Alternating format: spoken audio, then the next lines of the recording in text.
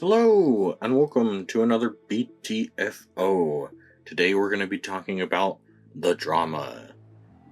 And this is one of the rare times. Normally I don't worry about spoilers in these, but I will say that I recommend the film up front, and I would recommend that you go into it blind, honestly, if you can.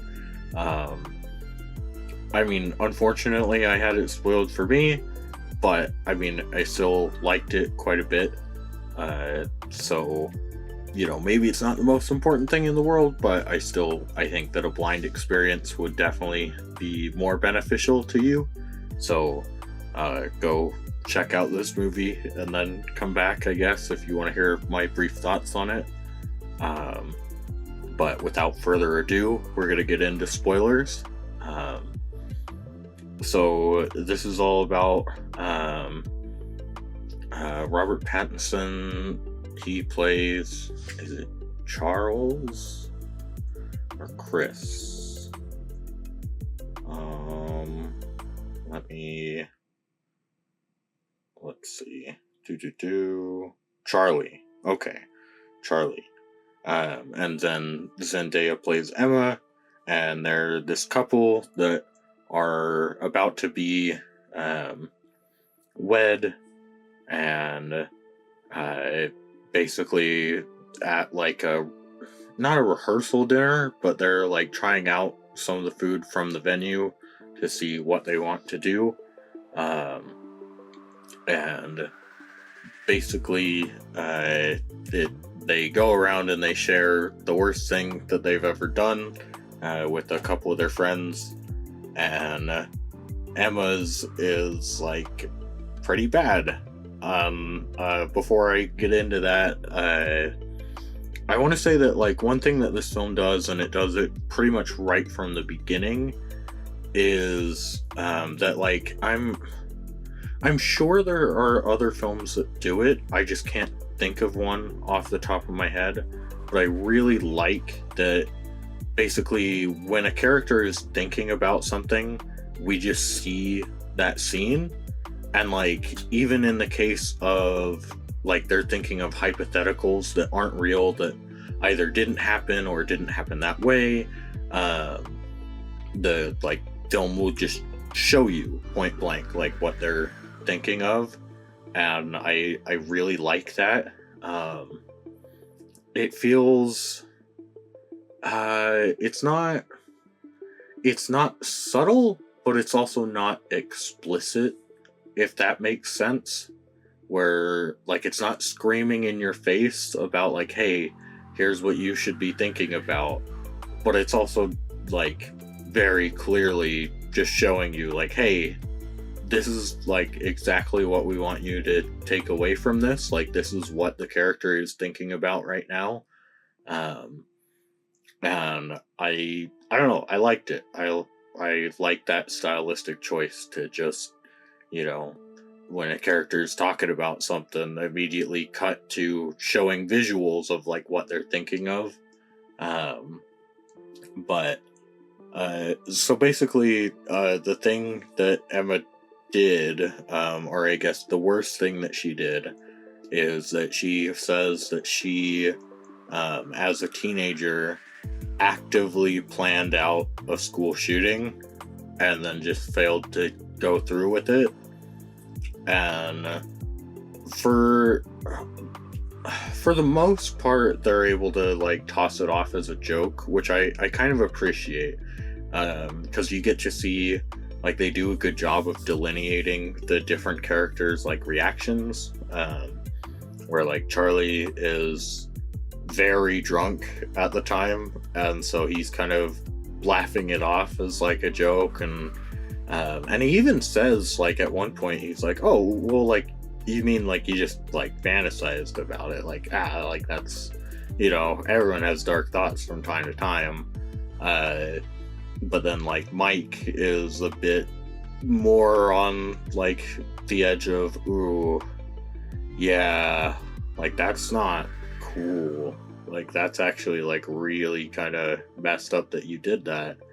And then Rachel, Mike's wife, is like very deeply offended because she has a cousin who was a survivor of a school shooting. I guess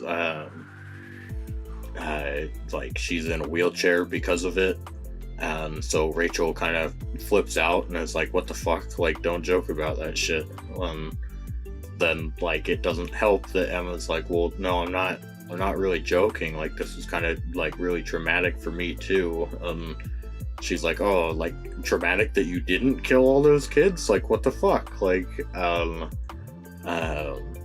don't know. I kind of appreciate that, like, as extreme as Rachel's reaction is, you can kind of buy that, like, well, yeah, if someone had a personal connection to something like that, they probably would have quite the extreme reaction to that. But then, like, we get to the next day, and we can see with Charles that, like, it's clearly weighing on his conscience, that like he just can't really stop thinking about it.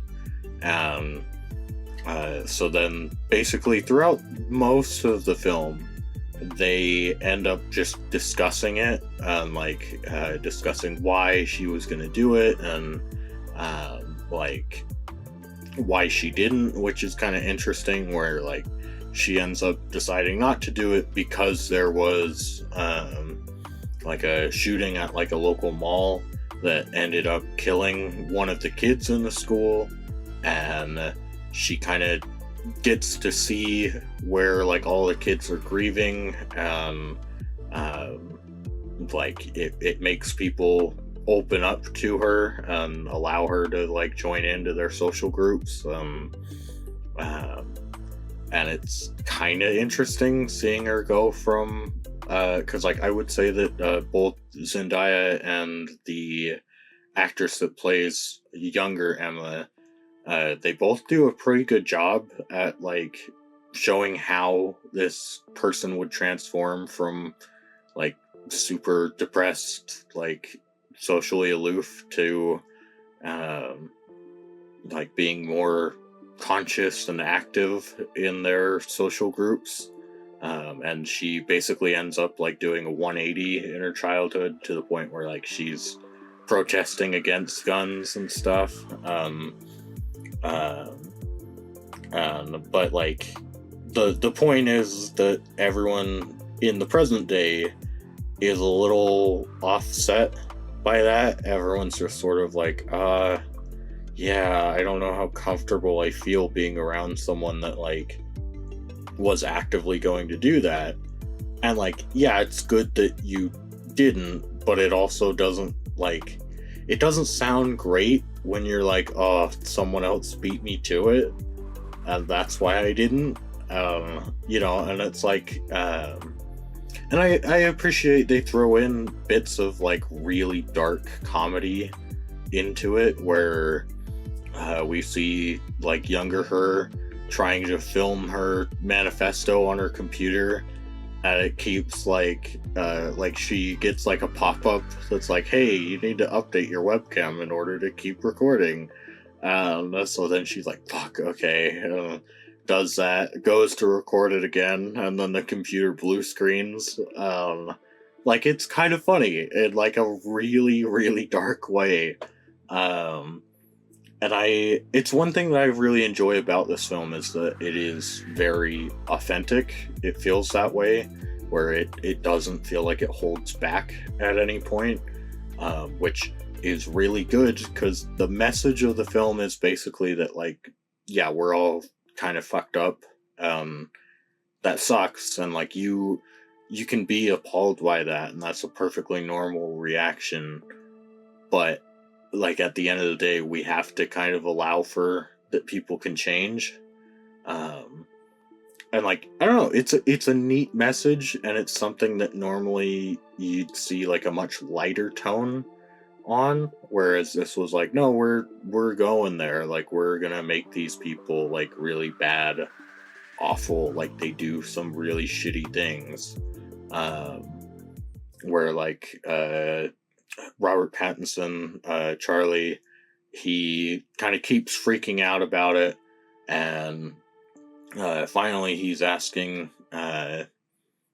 this lady that he works with, he asks her, like, well, hypothetically, like, I don't know, if your boyfriend, like, planned that out, um like, what would you do? And she's like, I'd probably call the cops. And he's kind of going crazy, being like, well, what do you mean call the cops? Like, what would they do? And she's like, well, I don't know, like, isn't that what you're supposed to do when you think someone's like an active threat? And he's like, well, yeah, but like, what if that person like changed? Like, what if you fully believed that like that person wasn't there? And she's like, well, yeah, isn't that like kind of what a psychopath would do? Like, they'd manipulate you like that. And he kind of loses his shit, because he's really looking for a way out, even though it looks really, really bad. And like, I can really appreciate that. But then like, he goes into, I think it's his office, and she kind of follows him in there, and she's like, hey, what's going on? Like, I've never really seen you do that. And Robert Pattinson does a really good job of playing Charles as like this really kind of reserved person normally, that is just fucking stressed out and like losing his shit constantly, and like just going through the worst time in his life, basically. But basically he starts like crying and breaking down, and then like he kind of lays down on Misha, and she starts to comfort him, and then he's like, he kind of mistakes that, and like they do set up that like he hasn't been like doing it with Emma for a while, that like he just can't really, with like all the stress on his mind, he can't perform. And so he decides to like try it with Misha, and like starts making out with her, and like gets ready to do it, but then like kind of snaps back to reality, and it's like, fuck, like, god damn it, like, I shouldn't have done that. And then like that kind of adds to the stress, like he keeps kind of like just adding layer upon layer of tension, and you can really feel that throughout the film. And it's one thing that I really appreciate about the film, is that like Misha, for as small of a role as she has, they do a good job of like, if you listen, like, you know, there's a couple blink and you miss it, but like in her conversation with Charles, like she talks about how the worst thing she's done was like she cheated on an ex, not because he was like abusive or anything, but just because she was bored. And it's like, oh, okay, yeah, so like she's a bad person, like, you know. And it's like, no, like it's a very real, like there are people like that, unfortunately, who, you know, despite like other people treating them well, they just can't stop being self-centered, and so they'll fuck people over even if like they're treating them well. And it's kind of neat where like then at the wedding, like they go through and they have a bunch more stress, and I won't go over too many of the events, but basically it ends with Charles trying to give his speech, and he's kind of floundering through it, and then he starts like sobbing, and he's telling Emma that like, look, like you deserve better than me, like I can't believe I would have been so fucking stupid, like, you know. And like with Misha of all fucking people, that like sets Misha's boyfriend off, where he's like, what, like, did you fuck him? And she's like, no, like he harassed me. And like it's really subtle, but you can hear her say in the background, she's like, oh, like I kept trying to tell him, like, stop, like, no, I don't want to do this. It's like, oh, we've seen the scene before, and she didn't say that. So she's like perfectly comfortable because it saves her neck in the short term. She's perfectly comfortable basically like calling Charles a rapist. And it's like, ooh, yeah, like that's a really shitty thing to do. And like, I don't know, I kind of wish there was a little bit of a follow-up on that, because there really isn't. Like, Charles gets in a fight with her boyfriend, that kind of ends their wedding night, and then they have a nice scene at the end where, throughout the film and like even in their first meeting, there's a reoccurring theme of like, can we just start over? And sort of this idea of like, yeah, things are really difficult to get past sometimes, but if you can, you probably should.